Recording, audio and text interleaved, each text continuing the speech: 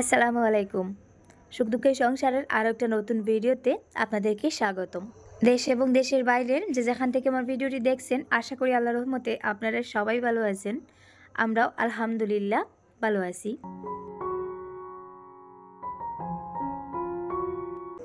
এই তো আজকে সকালে মুরগগুলো খুব তাড়াতাড়ি ছেড়ে দিলাম। এখন যেহেতু শীতকাল, আমি রাতে ঘুমানোর সময় ওদেরকে একটু বেশি করে খাবার দিয়ে দিই। আর সারা রাত ওরা খায়, আর সকালের দিকে একটু লেট করেই ছাড়ি। গতকাল রাতে আর খাবার দেওয়া হয়নি, খুব আলসে ভাব চলে এসেছিলো, তাই খাওয়া দাওয়া করে ঘুমিয়ে পড়েছিলাম। আর এজন্যই আজকে খুব তাড়াতাড়ি ওদেরকে বের করে খাবার দিয়ে দিলাম। আর আমার মোরগগুলো মাশাআল্লাহ এখন 3.5 কেজি 4 কেজিতে পরিণত হয়েছে। আর এই যে দেখুন কি সুন্দর করে পানি খাচ্ছে।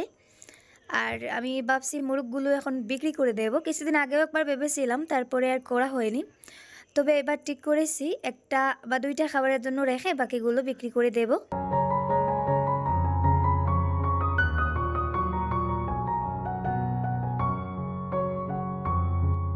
প্রতিদিন আরিয়ান লেট করে ঘুম থেকে উঠে, আজকে আর সেই রকম লেট করেনি, আমাদের সাথে ঘুম থেকে উঠে গেছে।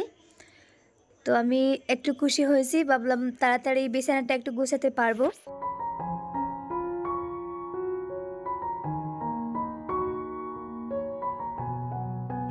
আমার কিছু ভালোবাসার আপুরা কমেন্টস করেন যে আপু আরিয়ানকে মসজিদে যায় না, ও বাসায় পড়ে কেন? আমাদের বাড়ির পাশে মসজিদ, তারপরেও আরিয়ানকে মসজিদে দিতে পারি না। ওর সেই ছোটোবেলা থেকে অভ্যাস, রাতের বেলা লেট করে ঘুমাবে আর সকালেও লেট করে ঘুম থেকে উঠবে। তো ও যদি ইচ্ছা করে ঘুম থেকে উঠতে চায় না, তাহলে তাকে কোনোভাবে ঘুম থেকে উঠানো যায় না। জোর করে যদি উঠানো হয়, তাহলে এত জোরে কান্না করবে, আশেপাশের বাড়ির কেউ যদি ঘুমন্ত অবস্থায় থাকে সেও জেগে পড়বে। ওই রকম আর কি, মাটিতে শুয়ে ঘোরাঘুরি শুরু করে দেবে। অনেক চেষ্টা করেছি, কিন্তু ওকে কোনোভাবেই সকাল সকাল ঘুম থেকে উঠানো যায় না, মসজিদ পর্যন্ত আর কি পৌঁছানো যায় না, চেষ্টা করেও পারিনি। ওই কারণে বাড়িতেই পড়াশোনা করাচ্ছি। আর এই শীতের শেষে যখন আবার একটু একটু করে গরম পড়বে, তখন ওকে জোর করে আবার চেষ্টা করবো আর কি ওকে মসজিদে পাঠানোর। আর গতকালকেও আপনাদের সাথে ভিডিও শেয়ার করতে পারিনি, তাই আজকে ছোটো একটা ভিডিও নিয়ে হাজির হয়ে গেলাম। জানি না আমার ভিডিওটা আপনাদের কাছে কেমন লাগবে, তারপরেও রিকোয়েস্ট করব ভালো লাগলে প্লিজ মনে করে একটা লাইক দিয়ে ভিডিওটা কন্টিনিউ করবেন। আর সেই সাথে আরেকটা রিকোয়েস্ট, যেহেতু ভিডিওটা ছোটো, তাই ভিডিওটা স্কিপ না করে শেষ পর্যন্ত দেখার চেষ্টা করবেন। আশা করি ভিডিওটা ভালো লাগবে।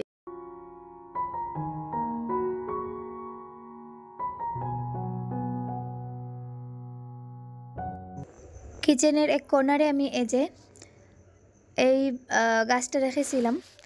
তো ওটার অবস্থা একেবারে খারাপ হয়ে গেছে, মানে বিশেষ করে পাতার অবস্থা। আর মাটিগুলো একেবারে আর কি শক্ত হয়ে বসে পড়েছে।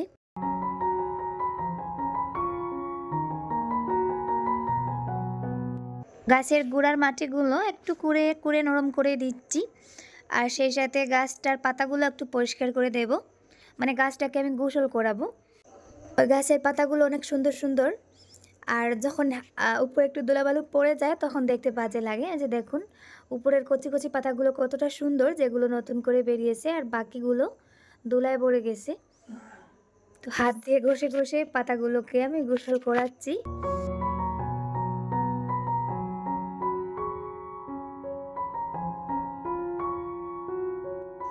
গত কয়েকদিন থেকে একটানা ভিডিও আমি আপনাদের সাথে শেয়ার করতে পারছি না, আর সেই সাথে একটু অগোছালো ভিডিও শেয়ার করতেছি। আগে যেভাবে সবকটা কাজ সুন্দর করে গুছিয়ে সকাল থেকে বিকাল পর্যন্ত শেয়ার করতাম, এখন আর ওইভাবে করা হচ্ছে না।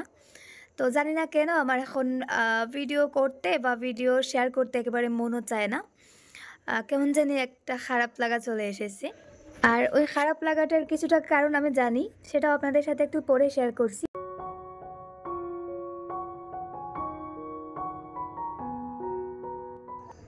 ওই গাছে আবারও একটা কলার মোচা হয়েছিল।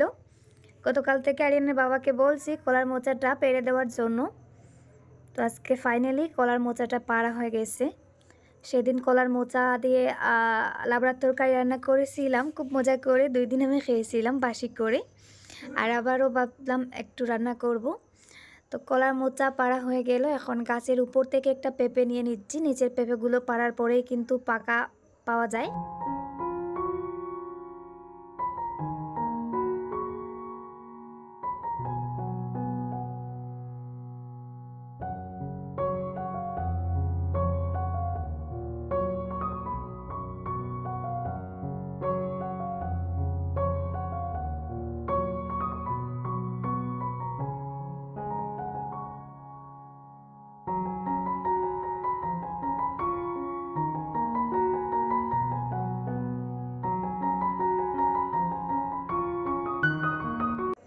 বাড়িতে যা সবজি ছিল সেগুলোই আর কি টুকটাক এখানে জমা করেছি। পেঁপে নিয়েছি, মোচা নিয়েছি, সেই সাথে বরবটি, শিম, আলু আর মূলা। তো মূলাগুলো আমি একটু ধুয়ে অন্য জায়গায় পানি জড়ার জন্য রেখে দিয়েছি। তো সবকটা সবজি একসাথে করে আবারও ওই যে মিক্স সবজিটা আমি যেটা রান্না করি তেল ছাড়া, অনেকে বলেন প্রতিদিন মোচা পাওয়ার পরে ওই একই রেসিপি কেন করো। আসলে ওই রেসিপিটার স্বাদটা কেমন, এটা যারা ওই রেসিপিটা ট্রাই করেছে বা যারা আমারই মতন ওই রেসিপি করে খায় তারাই বুঝতে পারবে। কলার মোচা দিয়ে অন্য অনেক রেসিপি করা যায়, আমি জানি, আমি ট্রাইও করেছি, তবে আমার কাছে এই রেসিপিটাই বেস্ট লাগে। তাই গাছে একটা কলার মোচা হলেই কলার মোচাটার দিকে তাকিয়ে থাকি কখন মোচাটা বড় হবে, আর মোচাটা কেটে নিয়ে আমি লাবড়া তরকারি করব।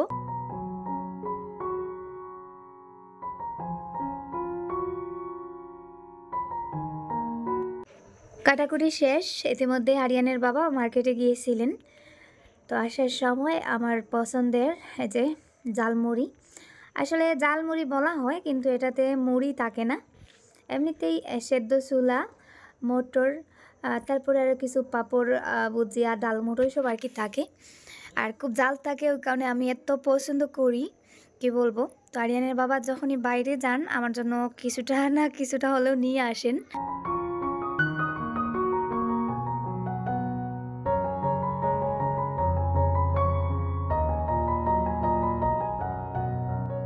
সবকটা সবজি ভালো করে ধুয়ে একটা হাঁড়িতে তুলে নিয়েছি, আর তেল ছাড়া আমি এই যে বসিয়ে দিয়েছি। পেঁয়াজ, কাঁচামরিচ আর একটু রসুন কুচি দিয়ে দিলাম।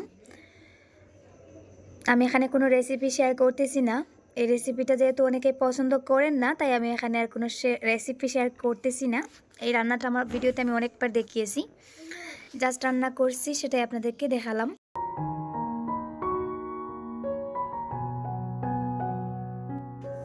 রান্নাটা বসাচ্ছি, ঠিক ওই সময় হঠাৎ করে আমার ছোটো যা চলে এসেছেন।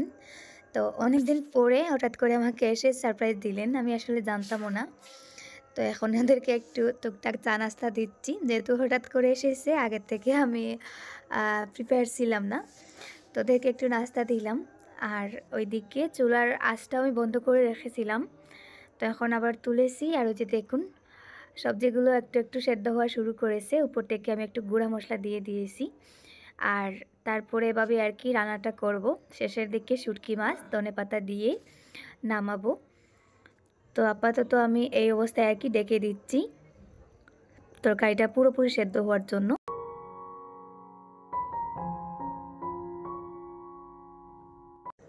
তারপর থেকে ক্যামেরাটা আর অন করা হয়নি, দুপুরের দিকে আবার এসে ক্যামেরা অন করলাম। তো এখানে কিছু ডিম সেদ্ধ বসাচ্ছি, যেহেতু আমার যা হঠাৎ করে এসেছে, আগে থেকে কোনো প্রিপারেশন নেওয়া ছিল না। তো গড়ে যা আছে ভাবলাম দুপুরে সেটা দিয়ে চালিয়ে নেই। আর যেহেতু ও আজকে রাতে থাকবে তাই রাতের বেলা আর কি বাজার করাবো। তো আপাতত যেটা আছে মানে যেগুলো আর কি বাসা থেকেই রেডি করতে পারি সেগুলোই রান্না করব। তো এখানে যে দেখুন আমার একটা লাউ, বাদর কামড়ে কুমড়ে একেবারে খারাপ অবস্থা করে দিয়েছে। আগে কয়েকদিন আগে ওরকম একটা করেছিল, আবারও একটা লাউ একেবারে বাজে অবস্থা করে দিয়েছে। তো এই লাউটা এখন কাটতে হবে, এছাড়া উপায় নেই, লাউটা নষ্ট হয়ে যাবে। লাউটা আরও একটু বড় হতো রেখে দিলে, তারপরে এখন যেহেতু বাদর কামড়ে দিয়েছে নষ্ট হয়ে যাবে তাই কেটে নিলাম।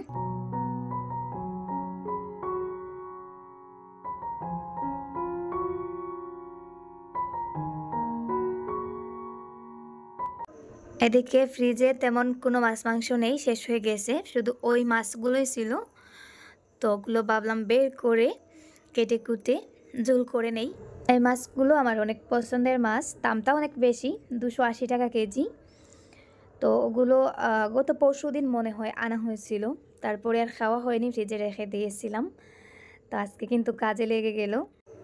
আর আমার যা যেহেতু অনেক দিন পরে আমার বাসায় এসেছে, সেই যখন আমি অসুস্থ ছিলাম তারপরে মনে হয় একবার এসেছিল, আর আসা হয়নি। অনেক দিন পরে এসেছে, আর ওর সাথে আমার মিল আছে। তো ওকে পেলে মানে গল্প করতে করতে দিন চলে যায়, রান্নাবান্নার কথাই ভুলে যাই। তো ওইভাবেই আর কি আমার 2টা দিন চলে গেছে, গতকালকে আর আজকে। আমার যা গতকালকে এসেছিল আজকে চলে গেছে, আজকে চলে যাওয়ার পরে আমি ভিডিওতে ভয়েস দিচ্ছি। আর ওই 2 দিনের টুকটাক কাজকর্ম একটু একটু করে ভিডিও করে রেখেছিলাম। ওই 2 দিনের টুকটাক কাজকর্ম মিলিয়ে আজকে এই ছোট্ট ভিডিও 16 মিনিটের একটা ভিডিও আপনাদের সাথে শেয়ার করেছি। তাই রিকোয়েস্ট করব ভিডিওটা শেষ পর্যন্ত দেখবেন। আর এখন ইউটিউবে ভিডিও দিতে ইচ্ছা করে না, তার একটা কারণ মানে ইউটিউবের রেভিনিউটা জানুয়ারি মাস থেকে এত ডাউন হয়, মানে প্রতিদিনের ভিডিওতে ইউটিউব যে টাকাগুলো দেয় তো এটা এত কম পরিমাণে দেয়। আগে যে টাকাটা পেতাম তার 5 ভাগের 1 ভাগও আর কি এখন প্রতিদিন পাওয়া যায় না। তো ওই জন্যই আর কি মনটা একটু খারাপ থাকে। কোনো কাজের পারিশ্রমিক যদি ওইভাবে পর্যাপ্ত পরিমাণে পাওয়া যায় না, বা কেউ আসলে প্রমোশন পেলে তারপর যদি আবার তার ডিমোশন হয়ে যায় তো তার এমনিতেই খারাপ লাগবে। তো ইউটিউবারদের অবস্থাটাও ওই রকম, উপরে উঠে আবার নিচের দিকে নামতে কেউ চায় না। আর ইউটিউবারদেরও অবস্থা ওই রকম, মানে যেহেতু সেপ্টেম্বর, অক্টোবর, নভেম্বর, ডিসেম্বর এই 4 মাসে মোটামুটি ভালোই একটা পেমেন্ট পাওয়া যায় ইউটিউব থেকে, ভিউজ অনুযায়ী আর কি।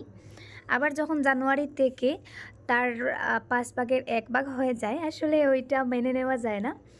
তো ওই কারণে আর কি গত 2-4 দিন থেকে মনটা একটু খারাপ। তো রেগুলার ভিডিও শেয়ার করা হচ্ছে না। তারপরেও শুধু টাকার জন্য না, আপনাদের ভালোবাসার তো একটা মূল্য আছে। আপনাদের জন্য প্রতিদিন ভিডিও শেয়ার করে যাব ইনশাল্লাহ। তবে ব্যস্ততার মধ্যে দিয়েও দিন কাটাচ্ছি, ওই কারণেই আর কি ব্যস্ততা এবং মন খারাপ দুইটা একসাথে মিলিয়ে একটু নিজের থেকে পালিয়ে বেড়াচ্ছি। তো যাই হোক, আশা করি আবারও রেগুলার আপনাদের মধ্যে ফিরে আসবো। আর ওইদিকে যে আরিয়ানের বাবা একটা শাড়ি কিনে এনেছেন।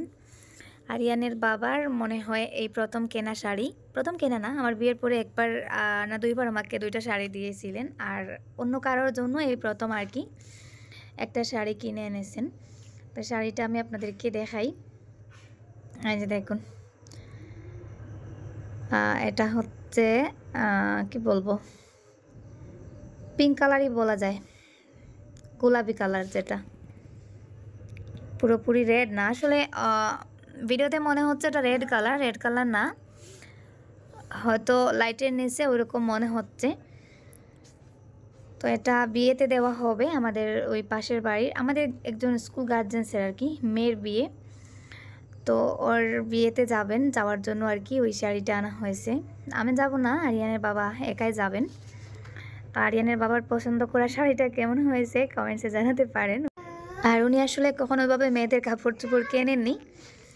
তো এই যে উনি শাড়ি নিয়ে বিয়েতে চলে যাচ্ছেন, আর আমরা এখন 2 যা মিলে বাসায় বসে বসে রান্নাবান্না করব আর গল্প করব।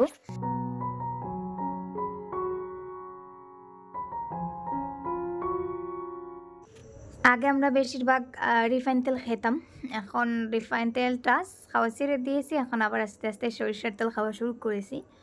তবে প্রথম দিকে আমার একটু সমস্যা হয়, যেহেতু সব সময় রিফাইন তেল খাওয়া হতো, আর এখন সরিষার তেলটা কেমন জানি একটু অন্যরকম গন্ধ লাগে, মনে হয় খাওয়ার টেস্টটা অন্যরকম হয়ে গেছে। তারপরেও চেষ্টা করতেছি, গত কয়েকদিন থেকেই এই রিফাইন তেলটা একেবারেই ছেড়ে দিয়েছি। তো এখানে আমি লেবুর পাতা দিয়ে মাছগুলো ঝোল করব। 2টা লেবুর পাতা ছোটো ছোটো টুকরো করে দিয়ে দিলাম। কচি লেবুর পাতা দিলে ভালো হয়, তবে এই মুহূর্তে গাছে কচি পাতা নেই, শীতকাল চলে আসায় সবগুলো পাতা বুড়ো বুড়ো হয়ে গেছে। তো মাছগুলো একটু ভেজে নিয়েছিলাম। আমাদের গড়ে কাঁচা মাছ তো আর একেবারে খাওয়া হয় না, আর আমার শ্বশুর বাড়ির কেউই কাঁচা মাছ পছন্দ করেন না। ওই জন্য মাছগুলোকে একটু শক্ত শক্ত করে ভেজে তারপরে ঝোলটা করতেছি।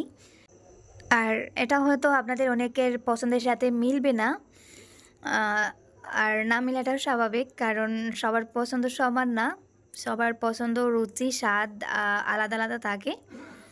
তো ওইদিকে আমি ডিম সেদ্ধ করেছিলাম 8টা, এখানে ফাইনালি আমি 5টা ডিম মানে ভুনা করতে এসেছি।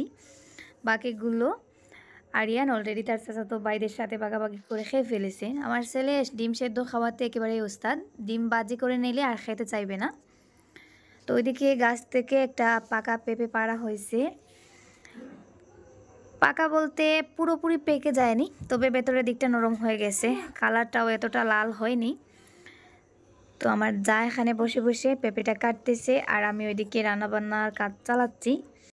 আরিয়ানের বাবা যেহেতু বিয়ে বাড়িতে চলে গেছেন, আরিয়ানের বাবার খাওয়া দাওয়ার আর কোনো টেনশন নেই।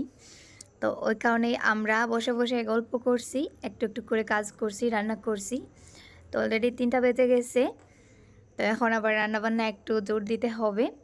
বাচ্চারা আছে, খাওয়া দাওয়া করবে। আসলে আলাদা থাকি আমরা তো, সব যাই প্রায় আলাদা আলাদা থাকা হয়। তো ওইভাবে কখনো একসাথে থাকা হয় না। কেউ যদি কারো বাসায় যায় বা আমি যদি ওদের বাসায় যাই, ওরা যদি আমার বাসায় আসে, তাহলে দেখা যায় একদিন একটু গল্পগুজব করা যায়, এটাই আর কি। আর আমিও যেহেতু একা থাকি, আমি একটু মানুষের কাঙ্গাল। তো যাই হোক, পরদিন মানে আজকে বিকালবেলা এই যে দেখুন ওরা চলে যাচ্ছে। আর আমি ওদেরকে গাড়িতে উঠিয়ে দিয়ে বাসায় চলে এসেছি। এদিকে কাপড় ধুয়ে রোদে দিয়েছিলাম, কাপড়গুলো শুকিয়ে গেছে, উঠিয়ে নিয়ে নিচ্ছি। তো যাই হোক, কথা বলতে বলতে ভিডিওটাও প্রায় শেষের পর্যায়ে চলে এসেছে।